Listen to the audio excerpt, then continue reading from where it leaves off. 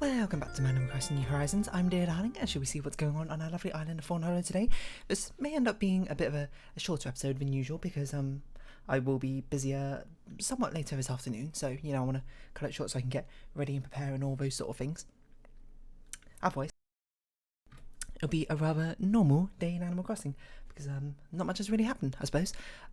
What's happened big news wise, and Deltarune Chapter 2 has been released. That's pretty exciting. Am I going to play it? Probably. I don't know when. I did play Deltarune Chapter 1 when it first came out, but hold on. Hello everyone. Right now in Fawnhollow, it's 1:39 PM on Saturday, September 18th, 2021. I have to really speak up today, but we'll go about our usual business. Yeah, I played Deltarune Chapter 1 when it first came out. I thought it was pretty cool. I don't really remember much from it, to be honest. It's been quite a few years. Has it been like 4 years or something since it's been released? I don't know.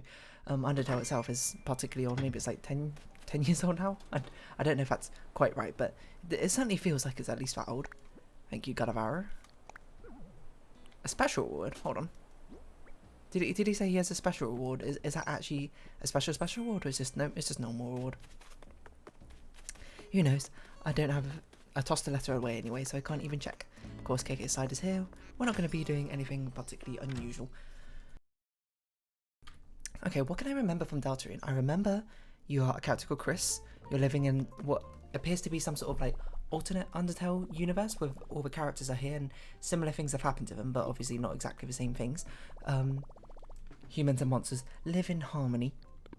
I suppose it's meant to be a sort of like a what if scenario. If there wasn't that sort of war that happened, I don't really know what the law particularly is of Deltarune. I did not pay attention to any of these missions. Sell, buy, fish, bugs, flowers. Okay. So yeah, this might be a bit of a shorter episode today, and might cut it off at like 20 minutes or something. We'll see. 25 minutes. Depends exactly what I got time for. Either that or it's going to be a pause, and then I'm going to resume this at like 11 PM or something. Which honestly would be quite amusing. So maybe that will happen, maybe it won't. Who knows for sure? Who can say the wind blows? Okay, so there, you play as a character called Chris. You meet. Wait, do you play? Yeah, you play as a character called Chris. And there's this purple dinosaur lady. What's her name? Susie. There we go. And you also have Rousey, I think. In like, wait, you go into like a cupboard or something? Hold on, this doesn't sound right. And there's a portal to a different dimension, and then there's like fighting mechanics. The turn-based RPG system. I really can't remember a lot of it, to be honest. But obviously Undertale is probably my favourite game of all time. Or at least it's certainly up there. I don't know what would even be remotely close to surpassing it, if anything, but yeah. Oh, king salmon. There we go. That's 3 king salmon. So yeah, I mean, I'm definitely going to play it at some point. But also, back then I wasn't doing YouTube videos and that sort of thing. I wonder if it'd be more interesting to not play any of them, wait for Deltarune to be fully released, and then just do a let's play on that. I don't know. It'd be sort of a nice refresher playing through Chapter 1 again. I mean, I sort of get to have a full experience rather than playing them in chapter installments, I suppose, and having a stop-start series. It might be more interesting like that way, it might not be, I don't know, because part of me does kind of want to just play the entire thing in its entirety from start to finish, rather than playing a couple of hours at every, like, 4 years or something. I mean, who knows, maybe I won't even be doing YouTube videos at that point, depending on when it takes to come out. No rush, of course, Toby Fox.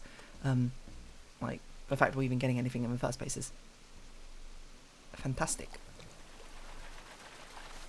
And it's not like it's really up to me to determine how the game development of it goes, or that sort of thing. Who am I to rush art, shall we say? But yeah, I mean, it's a long time to wait, I suppose, between games. I'm not sure what the long...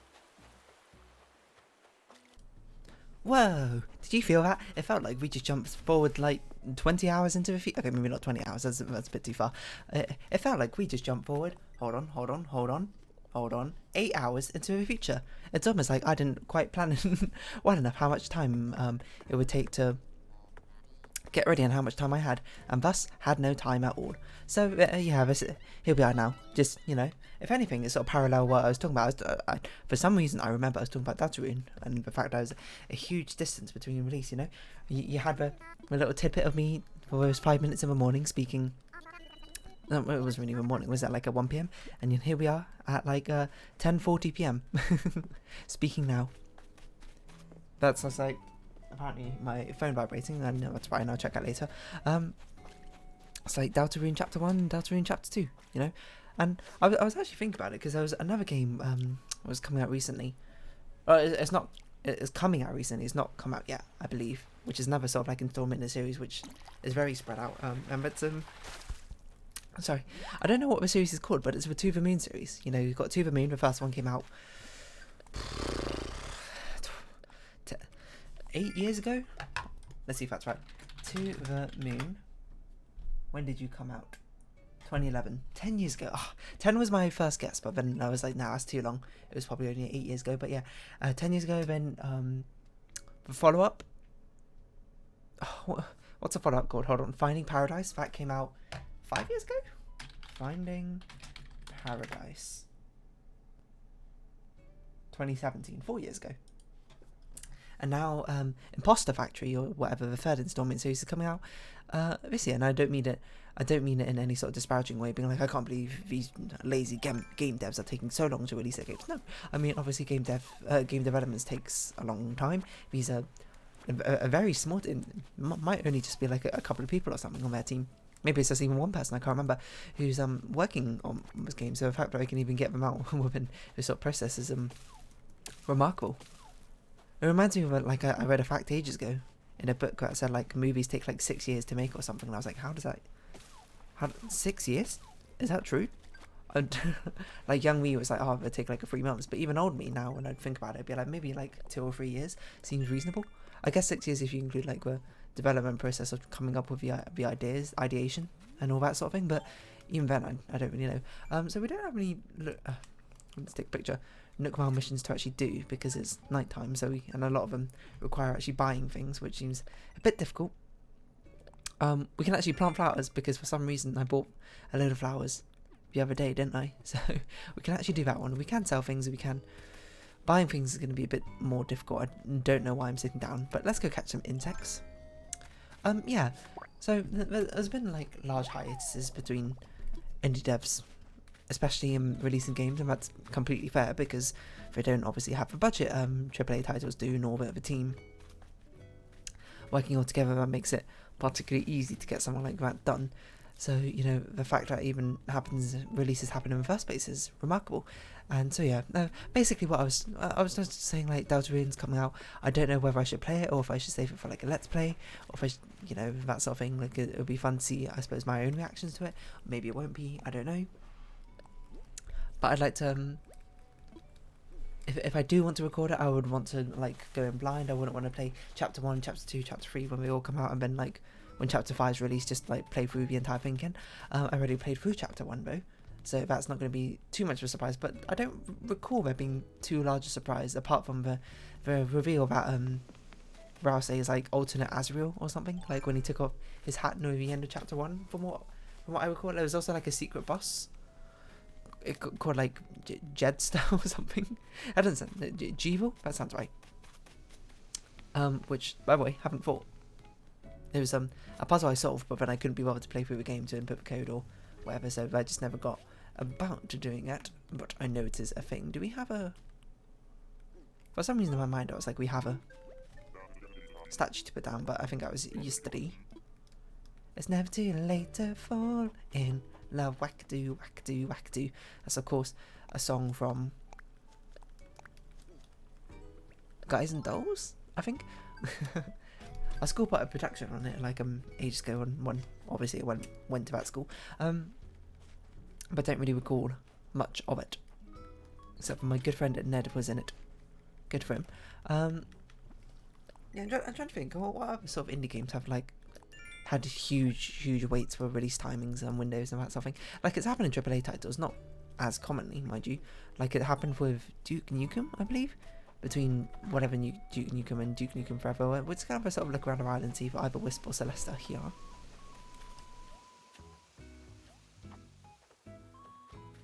No one's mentioned them yet, so who knows? Oh, and just another slight pause. Don't mind that again. Just, you know, skipping hours ahead in the future again. Well, not really hours this time. More like 20 minutes or something, which isn't too bad in the grand scale of things. What was I talking about? I was talking about like Imposter Factory or something. That's coming out, I think, at the end of this month, which is also surprising. I played Super Moon and Finding Paradise. I thought they were both fantastically lovely games. I think their humour is probably a little bit hit or miss for a lot of people, but maybe the story doesn't land quite right with some of you. I say as a in general collective audience rather than you in particular, because I don't know who you are, I suppose. But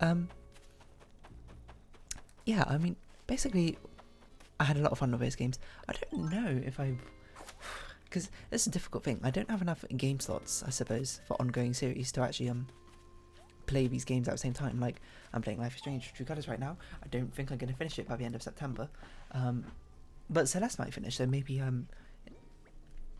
after Celeste's Sun, I will, oh my word, that was a lot of Joy-Con drift, or instead start playing that game or something. I don't know, it's all a little bit ambiguous, it's all a little bit up in the air.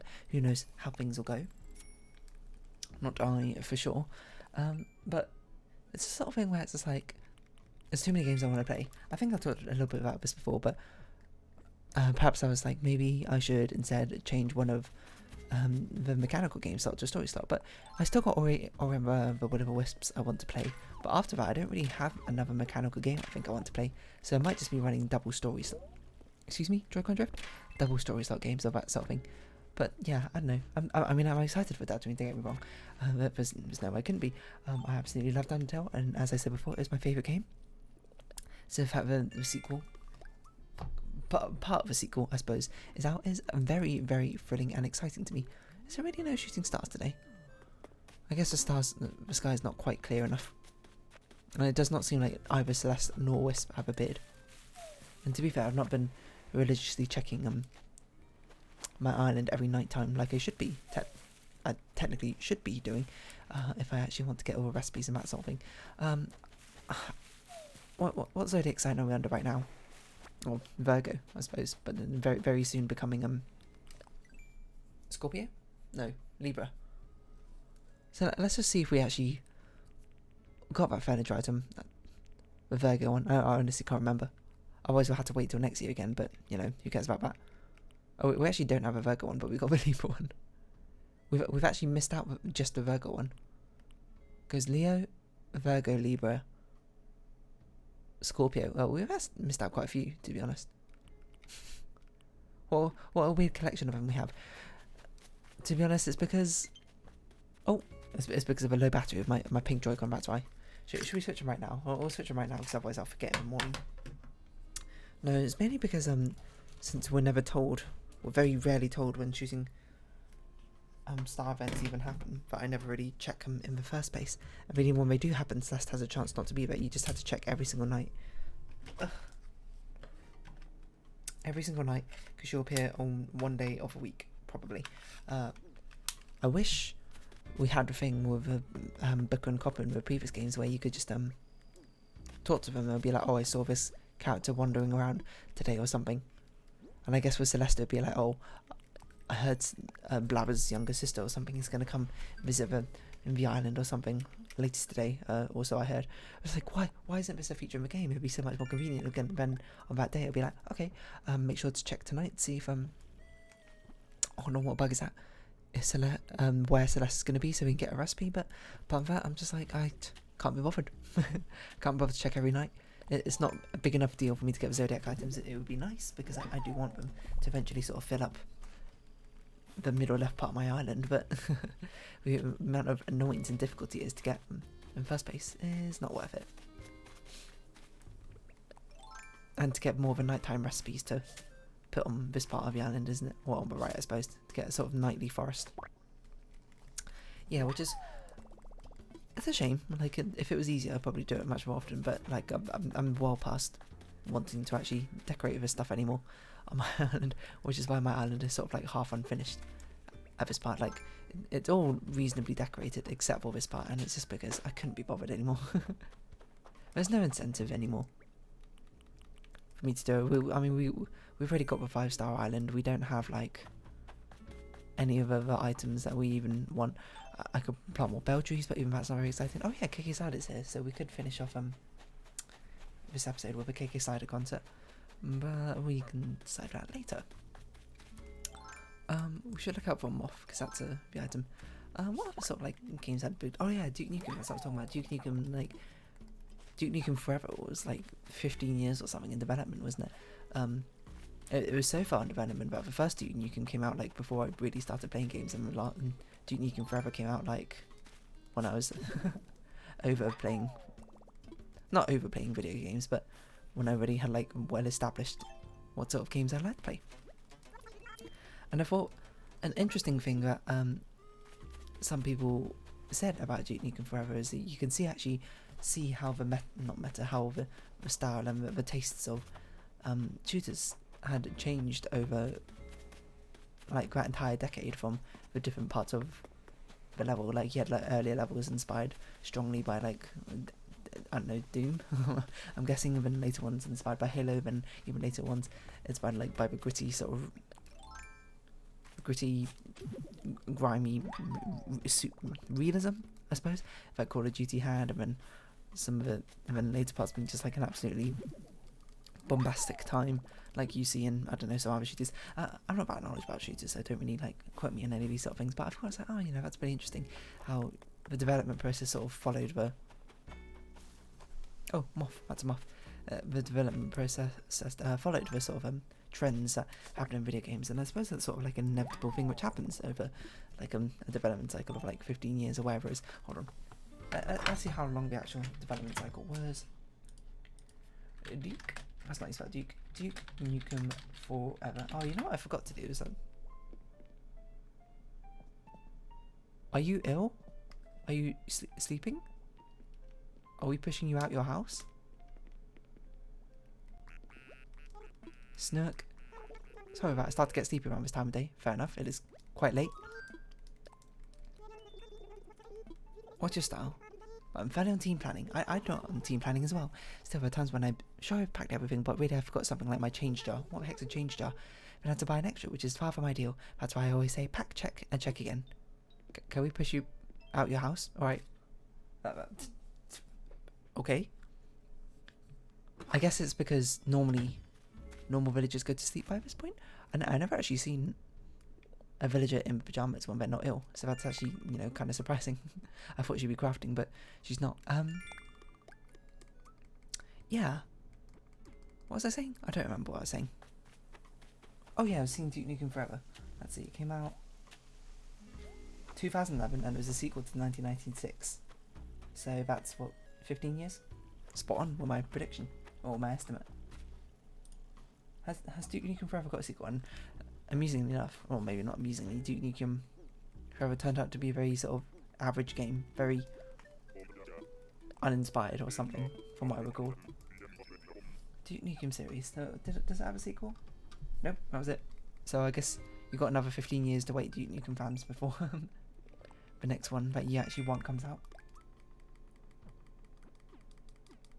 Look how many platforms Duke Nukem was on. MS-DOS, Game.com, macOS, Sega Saturn, PlayStation, Nintendo 64, Sega Mega Drive, Xbox Live Arcade, Android, Steam, PS3, PS Vita, Xbox One, PS4, Nintendo Switch. Nintendo Switch? On 2020. Weird. I think it's rather telling that they ported Duke Nukem 3D onto the Switch, but they didn't port Duke Nukem Forever. Not particularly well revered, I meant to say. So I'll just close that out. I mean, hiatus is, I suppose, kind of inevitable. Otherwise, you sort of get a situation where a company churns out the same game in the series over and over again, a la Call of Duty and Activision, or Blizzard Activision, but, you know, don't really want to speak about company, I suppose, for hopefully reasonable reasons.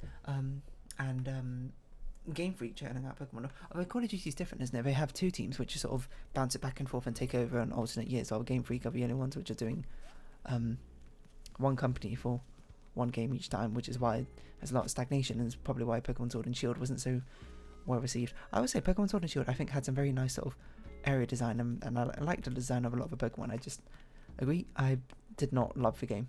I got kind of bored by it.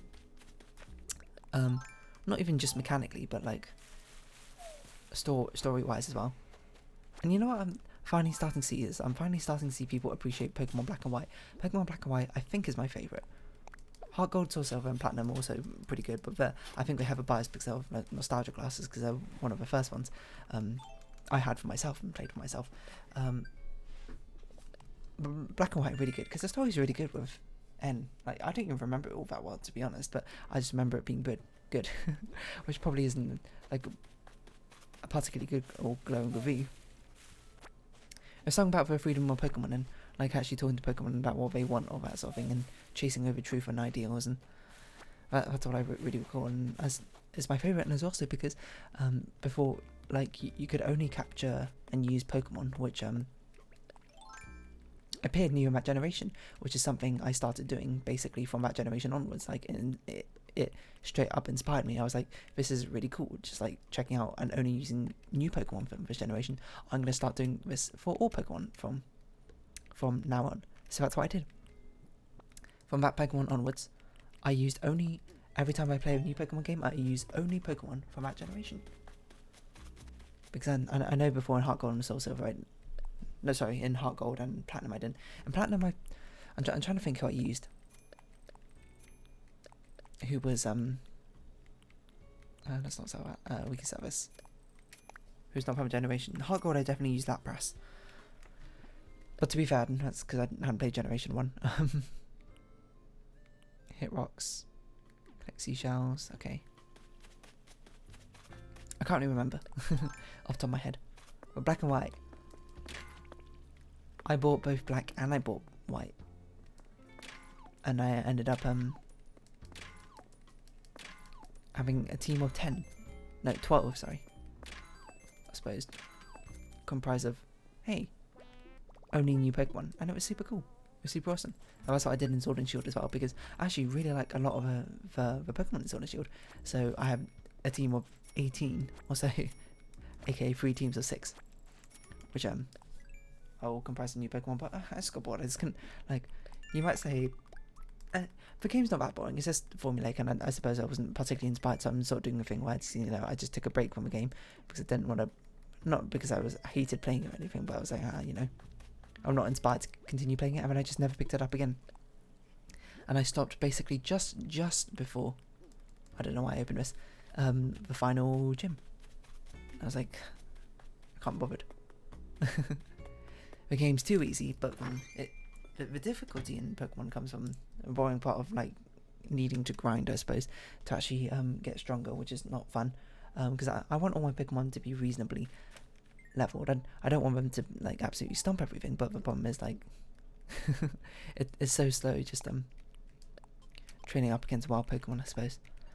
And I suppose it's sort of compounded by the fact because I was like, this game's it goes by too quickly, everything gets so over leveled. I'm going to try and balance 3 teams, and it's quite difficult balancing 3 teams, it turns out, is all I can really say about that sort of thing. Sorry, my hair is just trapped behind my pyjama top. That's right, I'm in my pyjamas right now, getting a bit cozy, you might say. What mission are we doing? What can we even do this time? Coconut seashells, deep sea creatures, maybe? I think that's what we... Oh no, hold on. Probably we can't do all of that. Because we need to have a Cake Slider concert. Okay. So I'm just... It's a bit late, My brain's not functioning at full capacity. Yeah, what other games had like a huge hiatus between their sort of subsequent releases? I'm trying to think. There must be a Nintendo series. Like, as Metroid's been quite a while, hasn't it? Animal Crossing had quite a long one, to be fair, from New Leaf to New Horizons. It seems to be the only way to operate. Either you get like decades of waiting time, or you churn one out every other year. I suppose it's sort of meant to be much more illuminative of the amount of money that each of them bring in. I'm just saying, the amount of sales that Animal Crossing got, you would have thought we got more updates. It's time for me, like, sort of just joking around to actually being mildly bitter about it. I'm not, like, actually bitter. Like, at the end of the day, this is just, like, a game. Who cares in the end? But, like, I just want something else. I just want to do something else, I suppose, in this game. You want a Scarlet Pico? Even though I haven't collected everything, collecting everything is a little bit tediously boring at this rate, so... Why they call whiskers, man. Whenever I use them to whisk stuff, it always ends badly. The only, like, major thing we have left to do is complete the art gallery, but that's, like, completely random, and someone did calculate on average it would take 600 days to do it, so, you know, it hasn't been out for... It's been out for probably about 100 days or so, right? So, we got about 200 more days left in red visits until we probably have the entirety of the art gallery filled up. So that's still a ways away, some might say, me included. But hopefully it can happen at some point. What fish is this? Oh, we're not going to do arowana. That's not happening. I don't know what you're doing, Audie. You're sort of chilling, vibing, looking out over a river. Yeah, so I guess this, you know, hopefully this Animal Crossing New Horizons hiatus won't be too long and we'll eventually get updates. They said coming soon, later this year. So, you know, fingers crossed on that. That's an actual update rather than just a pseudo update. And it's the sort of thing where it's just like come on, give me anything. Why have you left us in the dark for so long? If it's actually like, I think if it goes like one more year, maybe even half a year, and there's no more updates in this game, I'd probably just have to change the series to something else, because literally we've been doing nothing in this game for the past 300 days or so. I don't even know who's watching the series. Who are you? Who are you that's watching this Animal Crossing series where I do basically nothing this entire time? If you're just here to listen to me talk, honestly, I'm flattered. I talk about absolute nonsense the entire time, but I guess if you're entertained, that's great. I'll leave it up to you. Just do something wild. And I'll sort of leave you with KK Slider's Jam, and then we'll round off this episode here, I think. Because really, I've got nothing else to say. What was that, KK Grand something? I don't know. Who cares? Let's just jam.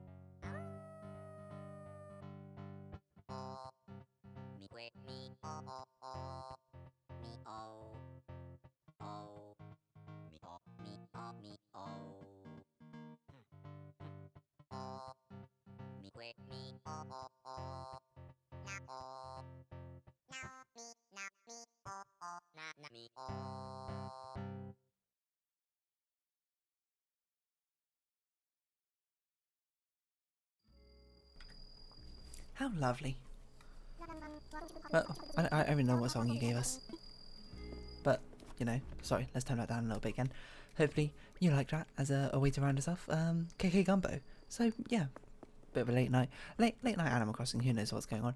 If you have been watching, thank you very much. It's been Animal Crossing New Horizons. I've been Darling. Likes, comments, subscription, shares are greatly appreciated. Join Video Diary in Discord. Follow me on Twitter down below. Hope we can see each other again. But for now, it's our farewell. So until next time, bye bye for now.